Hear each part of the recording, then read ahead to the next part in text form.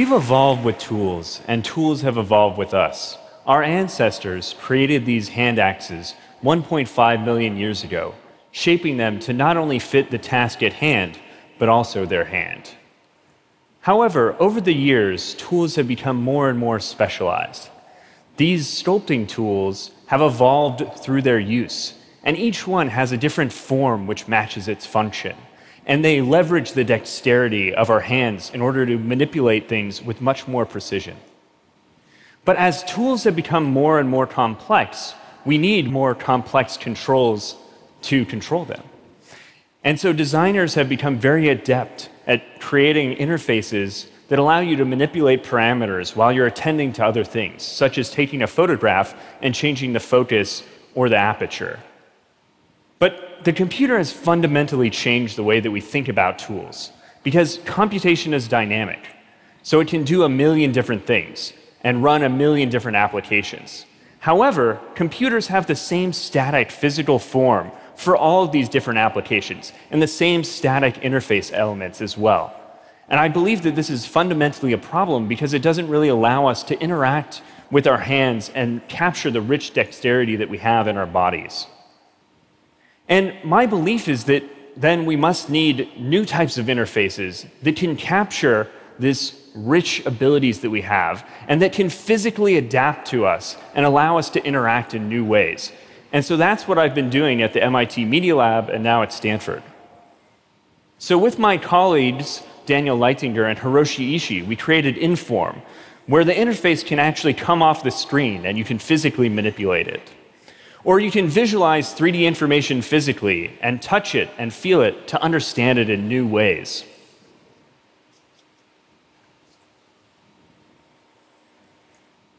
Or you can interact through gestures and direct deformations to sculpt digital clay. Or interface elements can arise out of the surface and change on demand. And the idea is that for each individual application, the physical form can be matched to the application. And I believe this represents a new way that we can interact with information by making it physical. So the question is, how can we use this? So traditionally, urban planners and architects build physical models of cities and buildings to better understand them. So with Tony Tang at the Media Lab, we created an interface built on Inform to allow urban planners to design and view entire cities. And now you can walk around it, but it's dynamic, it's physical, and you can also interact directly. Or you can look at different views, such as population or traffic information, but it's made physical. We also believe that these dynamic shape displays can really change the ways that we remotely collaborate with people. So when we're working together in person, I'm not only looking at your face, but I'm also gesturing and manipulating objects. And that's really hard to do when you're using tools like Skype. And so using Inform, you can reach out from the screen and manipulate things at a distance. So we use the pins of the display to represent people's hands, allowing them to actually touch and manipulate objects at a distance. And you can also manipulate and collaborate on 3D data sets as well. So you can gesture around them as well as manipulate them. And that allows people to collaborate on these new types of 3D information in a richer way than might be possible with traditional tools. And so you can also bring in existing objects, and those will be captured on one side and transmitted to the other. Or you can have an object that's linked between two places, so as I move a ball on one side, the ball moves on the other as well. And so we do this by capturing the remote user using a depth sensing camera like a Microsoft Kinect.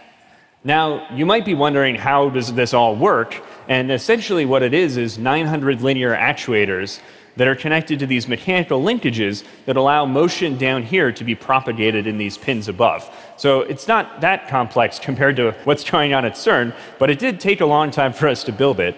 And so we started with a single motor, a single linear actuator, and then we had to design a custom circuit board to control them, and then we had to make a lot of them. And so the problem with having 900 of something is that you have to do every step 900 times. And so that meant that we had a lot of work to do. So we sort of set up a mini sweatshop in the Media Lab and brought undergrads in and convinced them to do research and, had late nights watching movies, eating pizza, and screwing in thousands of screws, research. But anyway, I think that we were really excited by the things that Inform allowed us to do. Increasingly, we're using mobile devices and we interact on the go. But mobile devices, just like computers, are used for so many different applications. So you use them to talk on the phone, to surf the web, to play games, to take pictures, or even a million different things. But again, they have the same static physical form for each of these applications. And so we wanted to know, how do we take some of the same interactions that we developed for Inform and bring them to mobile devices? So at Stanford, we created this haptic edge display, which is a mobile device with an array of linear actuators that can change shape. So you can feel in your hand where you are as you're reading a book. Or you can feel in your pocket new types of tactile sensations that are richer than the vibration. Or buttons can emerge from the side that allow you to interact where you want them to be. Or you can play games and have actual buttons. And so we were able to do this by embedding 40 small, tiny linear actuators inside the device. And that allows you not only to touch them, but also backdrive them as well. But we've also looked at other ways to create more complex shape change.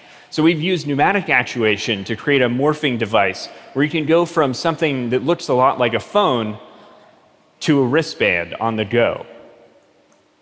And so together with Ken Nakagaki at the Media Lab, we created this new high-resolution version that uses an array of servo motors to change from interactive wristband to touch input device to a phone.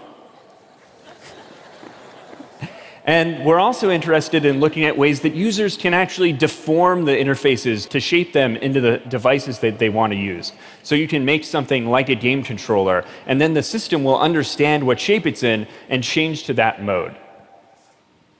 So where does this point? How do we move forward from here? I think really where we are today is in this new age of the Internet of Things, where we have computers everywhere. They're in our pockets, they're in our walls, they're in almost every device that you'll buy in the next 5 years.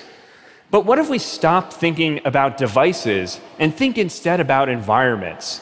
And so how can we have smart furniture or smart rooms or smart environments or cities that can adapt to us physically and allow us to do new ways of collaborating with people and doing new types of tasks? So for the Milan Design Week, we created Transform, which is an interactive table scale version of these shape displays, which can move physical objects on the surface, for example, reminding you to take your keys. But it can also transform to fit different ways of interacting. So if you want to work, then it can change to sort of set up your work system. And so as you bring a device over, it creates all of the affordances that you need and brings other objects to help you accomplish those goals. So in conclusion, I really think that we need to think about a new, fundamentally different way of interacting with computers. We need computers that can physically adapt to us and adapt to the ways that we want to use them, and really harness the rich dexterity that we have of our hands and our ability to think spatially about information by making it physical. But looking forward, I think we need to go beyond this, beyond devices, to really think about new ways that we can bring people together and bring our information into the world and think about smart environments that can adapt to us physically. So with that, I will leave you. Thank you very much.